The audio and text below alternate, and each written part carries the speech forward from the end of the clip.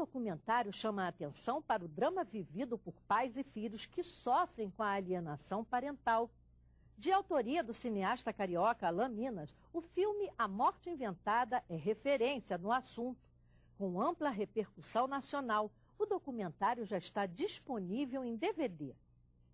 Em entrevista exclusiva ao programa Inclusão, Alan Minas e a produtora Daniela Vitorino falam sobre a rica experiência de terem realizado esse filme.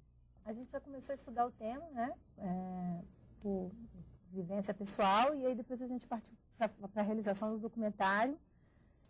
A gente começou com os profissionais, né, então a gente entrevistou muitos psicólogos, assistentes sociais, advogadas, promotores, juízes, desembargadores.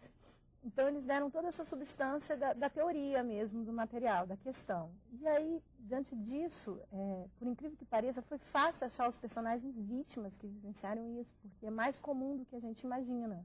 Então, um passava o contato de outro, eu conheço alguém, eu conheço alguém, eu conheço alguém. Essas pessoas têm necessidade de falar, né? Elas querem abordar esse assunto para que outras pessoas não passem por esse sofrimento que elas tiveram. E foi muito curioso que ao longo de toda a produção do filme, a gente achou gente que estava envolvida na produção, na realização, né, gente que trabalhou no site, agora o próprio distribuidor, gente que vivenciou isso. Ou vivenciou isso pessoalmente, ou tem um caso dentro da família. Porque a gente começa a ver que é um assunto muito mais amplo, é um assunto de ausência, né, onde o pai ou a mãe não tiveram presente e onde uma dessas figuras ajudou o outro a não estar presente. Afastou a presença dessa outra pessoa. Em que você se inspirou para fazer um documentário com esse tema, abordando um assunto tão melindroso, né? E até desconhecido, embora muito presente nas famílias, né? Porque, assim, sinceramente, eu não queria estar fazendo isso. Eu não foi o que escolhi, eu acho que o assunto me escolheu. Porque eu passo por isso, assim. Então, durante anos você lida para estar junto com seu filho, e tem obstáculos. E o que é terrível a constatação, que durante todos esses anos, de todas as etapas processuais pelos quais eu passei, eu me deparei com a total desinformação do assunto. As pessoas não sabem o que é isso, encaram como se fosse uma simples picuinha de ex-marido, ex-mulher. Banalizam. Exatamente, é tratado com exatamente os profissionais ligados, promotores, juízes, geralmente trata de questão de terapia. E às vezes não é terapia, você percebe que está havendo uma intervenção direta, um crime ali praticamente, e não tem uma intervenção, então trata de maneira superficial. Então esse quadro caótico de desinformação, ou então, quando os profissionais percebem isso, sentem um pouco engessados, porque a figura da mãe é muito forte. Então a gente, nessa nossa pesquisa, como a Dani falou, a gente se depara com um caso onde é muito claro, as provas são muito claras, e no entanto não tem qualquer atitude do judiciário para contornar isso. Nesse caso, a justiça entra em ação. Como é que um pai ou uma mãe que se sinta vítima da alienação parental deve fazer? A quem deve recorrer? Já existe essa classificação, essa denominação dentro da justiça para dar esse tratamento? Sim, só deixar claro uma coisa. É óbvio que eu estou falando de maneira geral. Assim. A gente, da comarca do Rio de Janeiro, a gente se depara com a desinformação, negligência, mas existem também profissionais extremamente capacitados e estudados no assunto. Assim. Então, agora... De que área que você está falando? De todas as áreas. Você encontra juízes informados, promotores, psicólogos, ciências sociais. Isso estou falando de uma minoria. Mas existem profissionais sérios que se posicionam diante de um quadro desse. Que a questão é a negligência, a ausência de intervenção da questão judiciária. Se a gente chegou até ali, é porque, obviamente, não houve qualquer tipo de bom senso e acordo previamente.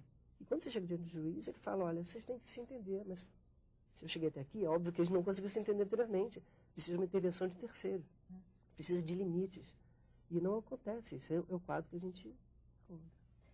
Dani, você disse que entrevistou muitas famílias, né? Lidou com muita gente. Você ouviu vários depoimentos. Qual que te mais assim, marcou, que te chamou mais atenção, que mobilizou e que assim, nossa, que horror?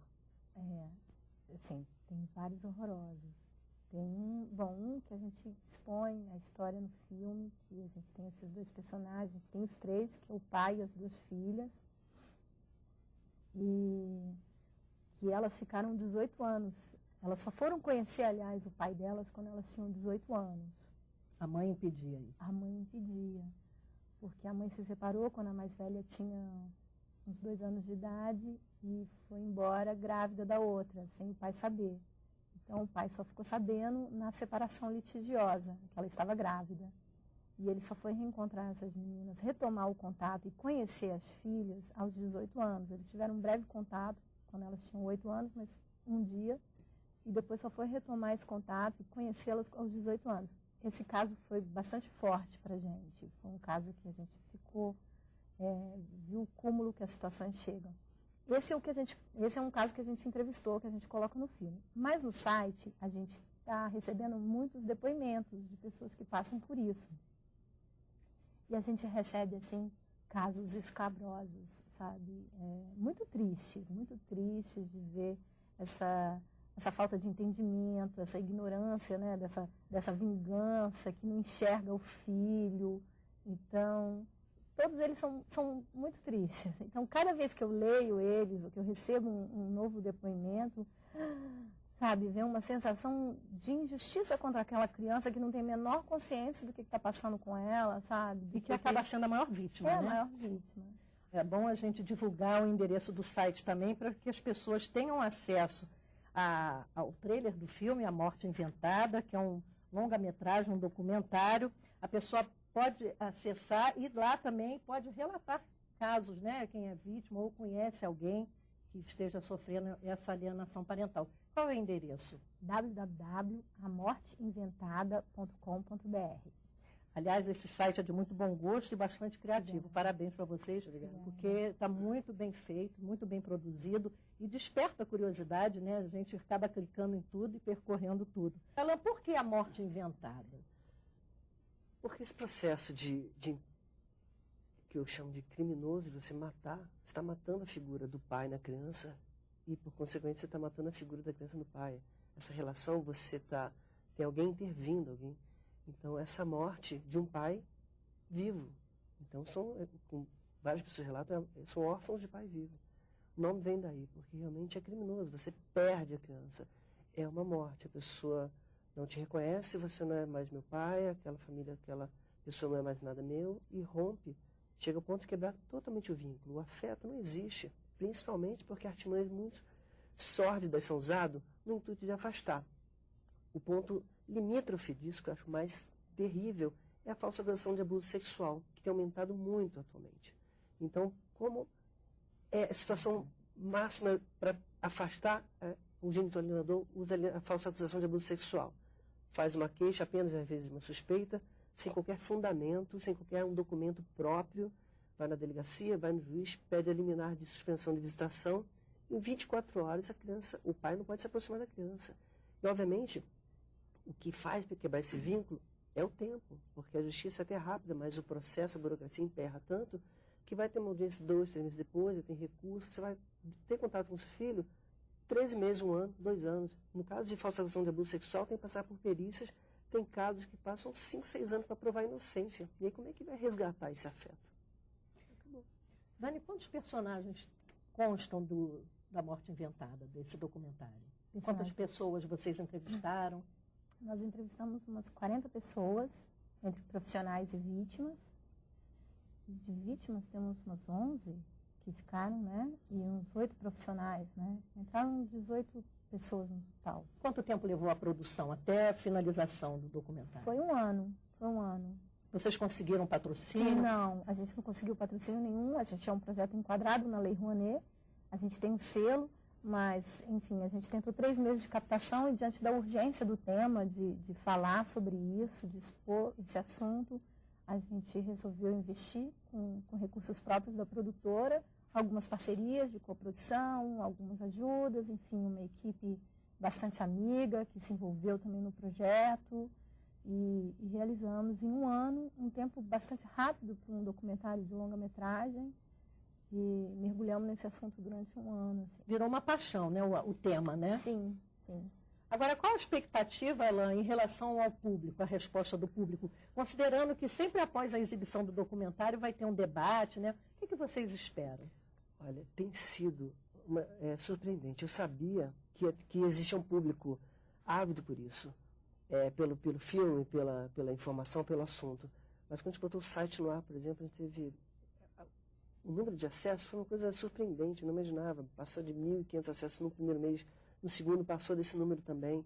E o número de contatos, pessoas querendo saber informação, querendo comprar, querer fazer exibições nas suas capitais. Teve várias cidades, o Brasil inteiro contato, fora do país, pessoas contactando, querendo ter acesso ao documentário. Então a gente recebe e-mail, por exemplo, de fora da Europa, da Malásia, uma pessoa comentando, porque obviamente é um assunto inerente ao ser humano. Então onde tiver ser humano, vai ver esse tipo de comportamento. Então se percebe que a recepção tem sido a melhor possível. E na realidade, assim, é um sentimento duplo que a gente tem, porque a gente está tentando, de alguma forma, fazer esse trabalho sendo um instrumento para esclarecer, mas é triste se deparar a quantidade, os casos, se as pessoas contam um caso no site, a média de 3 por semana, de casos que vão chegando. É uma coisa surpreendente. Vamos convidar agora o telespectador para assistir um trecho agora do A Morte Inventada, do documentário.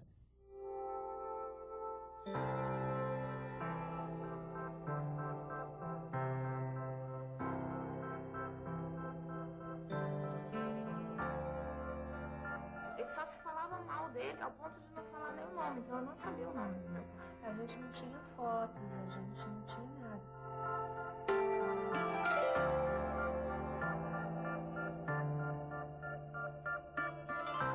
Parecia que eu tinha que ter uma certa cumplicidade com a minha mãe.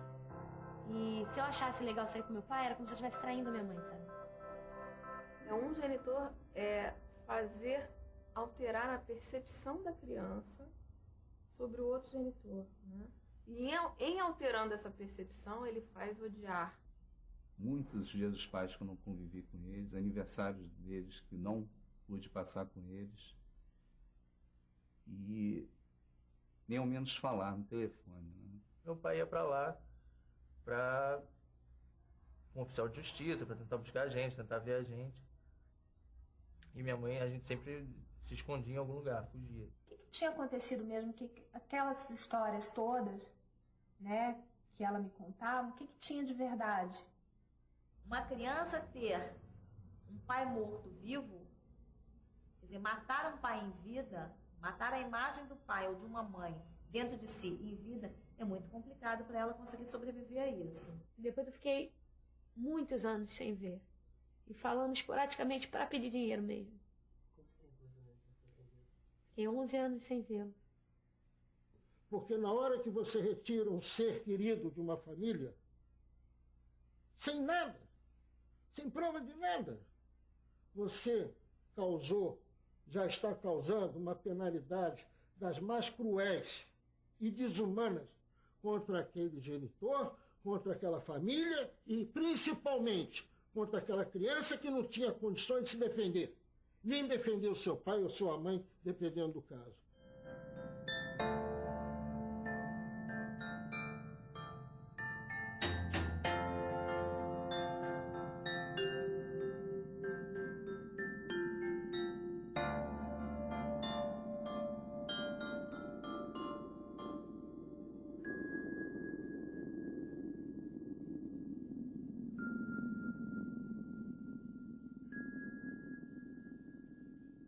Tudo aquilo que eu vivi na infância, na adolescência, né, tinha sido uma mentira contada pela minha mãe. Seria muito bacana se todo mundo visse o documentário A Morte Inventada, porque traz depoimentos de pessoas que passaram pelo problema, principalmente os filhos. Filhos em diversas situações, desde do meu caso, que foi de um afastamento total, como outros casos que os filhos foram convencidos a deixar de conviver com o pai, a hostilizar o pai. E esse é um filme que eu acho que até os advogados deviam comprar, os advogados de família, e ter nos seus escritórios quando fossem procurados para fazer separações judiciais. Sabe? Sentar os pais e ir lá, ou então o pessoal na sessão de conciliação, nas varas de família, deviam mostrar para os litigantes, né, o que acontece com os filhos se eles empreenderem esse tipo de atitude. E E no próximo bloco você vai saber por que ainda é difícil a divisão da guarda dos filhos entre o pai e a mãe. Voltamos já.